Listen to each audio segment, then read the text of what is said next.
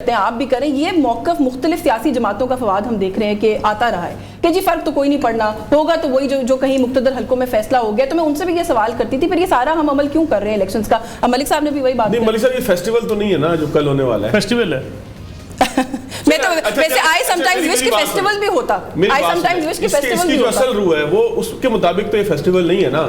یہ ٹھیک ہے کہ ہم نے اس کو فیسٹیول بنا دیا کہ ایک فیسٹیول ہے, بلکہ میں راجہ صاحب سے بات کر رہا تھا, میں نے کہا جرنلسٹ اور جو سیاستدان ہے اس کے تو یہ عید کا موسم ہے, یا آپ یہ کہہ لیں کہ اس کے لیے فیسٹیول ہے کہ اس نے پورا اس کے اندر پارٹیسپیٹ بھائی یہ فیسٹیول ہے, ایک صاحب ملک سے باہر گئے ہیں, یہ فیسٹیول ہے, ایک ملک سے باہر صاحب گئے ہوئے ہیں, تحریک انصاف سے وابستہ ہیں, سارا دن وہاں بیٹھ کے ٹویٹ پہ کہتے ہیں قوم جاگ جائے. وہ تیری بیوی اس ملک سے جو ہے وہ گورنمنٹ کی فنڈ لے کے بعد پی ایچ ڈی کرنے گئی تھی. نام لیتے ہیں, شہباز گل کہتے ہیں نا یار, آپ اندازہ کریں یار, وہ چور کہتا ہے اس ملک کے اندر کہ جناب آپ اس ملک کے اندر انصاف کریں. اچھا وہ ایسا آدمی ہے, اللہ تعالیٰ معاف کرے, آن اسکرین ہم لوگ موجود ہیں.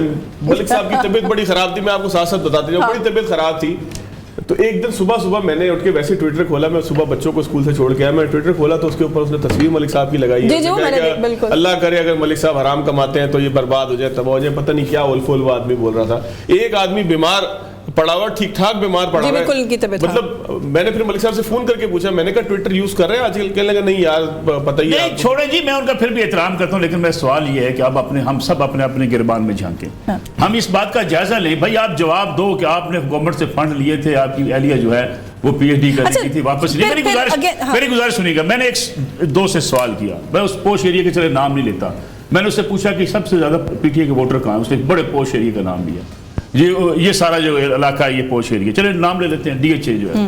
میں نے کہا یار ڈی ایچ اے میں آپ مجھے ایک زمانے میں کہا کرتے تھے کہ ایک کونے سے شروع ہے دوسرے کونے تک ہر گھر کے بارے میں کوئی پٹواری ہے, کوئی نائب تحصیلدار ہے, کوئی سرکاری ملازم ہے 16ویں گریڈ کا, کوئی 15ویں گریڈ کا, اس کے دو کنال کے گھر ہیں.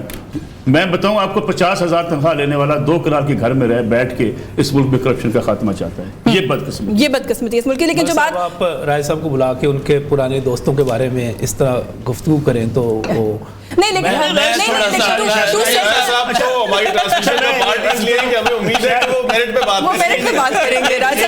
راجہ صاحب کے تھوڑا سا, میں راجہ صاحب ابھی چونکہ بول رہے لیکن میں پہلے جملہ کہہ دوں, راجہ صاحب کا اس موجودہ سیاست سے تعلق نہیں ہے. راجہ صاحب کے دادا پردادا اس ملک کی سیاست میں رہے ہیں, اور وہ شاید راجہ صاحب بھی یہ احساس کرتے ہوں گے کہ وہ سیاست شاید اب سیاست بھی نہیں. وہ جن شخصیت کا صاحب کا آپ نے نام لیا, میرے خیال ہے ان کے بارے میں تو سر بات بھی نہیں کرنی چاہیے, ان کو بات کر کے ان کے بارے میں ان کو امپورٹنس نہیں دینی چاہیے. میرا اس کے اوپر بڑا کنسولیڈیٹڈ اوپینین ہے.